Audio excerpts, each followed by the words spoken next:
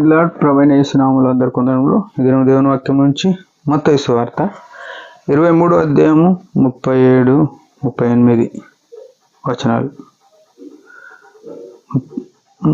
యెరూషలేమా, యెరూషలేమా, ప్రవక్తలను చంపుచును నీ యొద్దకు పంపబడిన వారిని రాళ్లతో కొట్టుచు ఉండు దానా, కోడి తన పిల్లలను రెక్కల క్రింద ఎలాగు చేర్చుకొనును అలాగూ నేనును నీ పిల్లల్ని ఎన్నో మార్లు చేర్చుకొనవలనని ఉంటిని గాని మీరు వెళ్ళకపోతే, ఇదిగో మీ ఇల్లు మీకు విడవబడి ఉన్నది. ప్రియమైన వాళ్ళారా, యేసుక్రీస్తు ప్రభు ఎంతో వేదనతో దుఃఖంతో పలికిన మాట ఇది.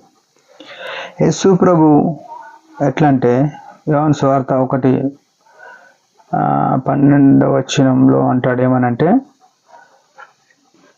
ఆయన తన సఖి 9వ వచనం, ఆయన తన సఖియుల వద్దకు వచ్చాను కానీ ఆయనను అంగీకరించలేదు.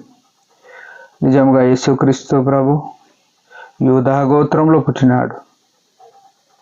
ఆయన పుట్టి యెరూషలేములో ఉన్న వారిని రక్షిద్దాం అనుకున్నాడు, వారి ద్వారా ఎంతో పరిచర్య చేద్దాం అనుకున్నాడు. కానీ వారు ఏమనుకున్నారంటే యేసు ప్రభుని నమ్మట్లేదు, యెహోవాయే మాకు దేవుడు అని అనుకున్నారు. ఈనాటికి అట్నే అనుకుంటున్నారు. అయితే యేసు ప్రభువే ఆ వాక్యమే శరీరధారి అయి, యెహోవా అంటే వాక్కు ఆయన దేవుడు. ఆది కాండంలో మనం చూస్తే పలుకగా మాట్లాడగా 5 ఖండాల్లో చూడగలిగితే మోషే రాసిన ఖండాలు దేవుడు ఆజ్ఞాపించెను, పలికెను, సెలవిచ్చెను, చెప్పాను, ఇట్లోనే మాటలు దాదాపు 500 కన్నా పైగా 524 సార్లు రాయబడ్డది. అంటే ఆయన మాట అయిన దేవుడు, వాక్కు అయిన దేవుడు. ఆయన శరీరం ధరించుకొని, ఇది మనం యోహాను 1:14 ఆ వాక్యమే శరీరధారి అయి యేసు ప్రభు మన మధ్యకు వచ్చినాడు. వచ్చి ఎన్నోసార్లు సంఘంలో చేర్చుకోవాలని చూసినా వారు వినలేదు. అయితే ఈనాడు సంఘంలో ఉన్న పరిస్థితి ఏంది అని ఆలోచన చేస్తే, సువార్త ప్రకటిస్తున్నాం చాలా స్థలాల్లో, చాలా సంతోషం. ఎన్నో ప్రత్యేకమైన కూడికలు పెడుతున్నాం, ఎంతోమంది మారు మనసు కొరకు మనం ప్రార్థన చేస్తున్నాం, చాలా మంచిది. కానీ ఎవరైనా మందిరానికి వచ్చిన తర్వాత వారిని ఏం చేస్తున్నాం అనేది మనం ఆలోచన చేయాలి. యేసు ప్రభు చెప్పినాడు శాస్త్రాల గురించి, పరిచయాల గురించి, మీరు వారిని మరీ ఎక్కువ నరకపాత్రులుగా చేస్తున్నారని. ఎందుకు? ముందున్నోళ్ళు, ఎవరైతే ముందు సంఘానికి పెద్దలుగా, సేవకులుగా, లేకుండా బాధ్యులుగా ఉన్నారు, వారి జీవితాలు సరిగా లేని కారణాన వారు వచ్చి మందిరం మానుకుంటున్నారు, లేకుంటే వచ్చి వ్యసన పడుతున్నారు. వాళ్ళే అట్లుండగా మేము ఎట్లుంటాము అనే టైప్ అయిపోయింది సంఘాల్లో.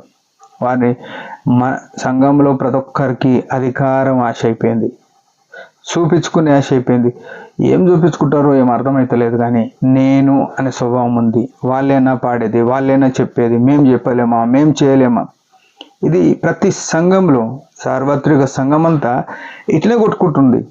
కానీ సంఘము దేవుని రాకడ వస్తుంది, ఎత్తుకొని పోతాడు. తన వారి కొరకు ఆయన వస్తాడు.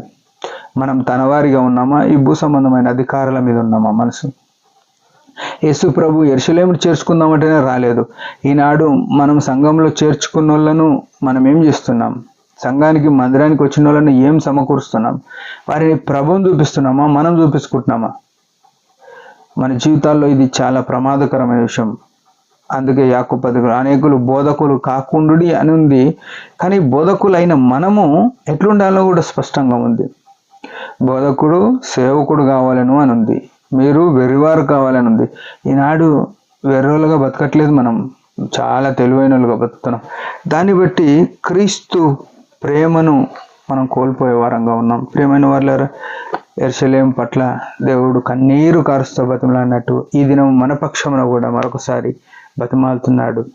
మనం జాగ్రత్తగా దేవునికి ఇంపైన సేవ, ప్రీతికరమైన సేవ చేయాలి. హెబ్రీ పత్రిక దేవునికి ప్రీతికరమైన సేవ చేయాలి. మన పరిచర్య, మన సంఘంలో జీవించే జీవితం ఎట్లుంది? జాగ్రత్త పడదాం, దేవుని మేము కొరకు జీవితాం. దేవుడి మాట దీవించిన ఒక చిన్న ప్రార్థన. పరమ తండ్రి యేసు ప్రభు నామములో వందనాలు. ఇచ్చిన ఆయుష్ను బట్టి స్తోత్రములు. యెరూషలేము పట్ల నీకున్న వైఖరిని కనపరిచిన మా జీవితంలో సంఘం పట్ల, విశ్వాసుల పట్ల, దేవుని ప్రజల పట్ల ఎట్లున్నామో సరి చేసుకొని నీ అందు ఆధారపడి నీ చిత్తమును, నీ యొక్క ఉద్దేశంలో సఫలం చేయడం కృపణీయమని యేసు నామములో ప్రార్థిస్తున్నాం తండ్రి. ఆమేన్. మీరందరి పరిచయం గురించి భారంగా ప్రార్థన చేయండి. Praise the lord.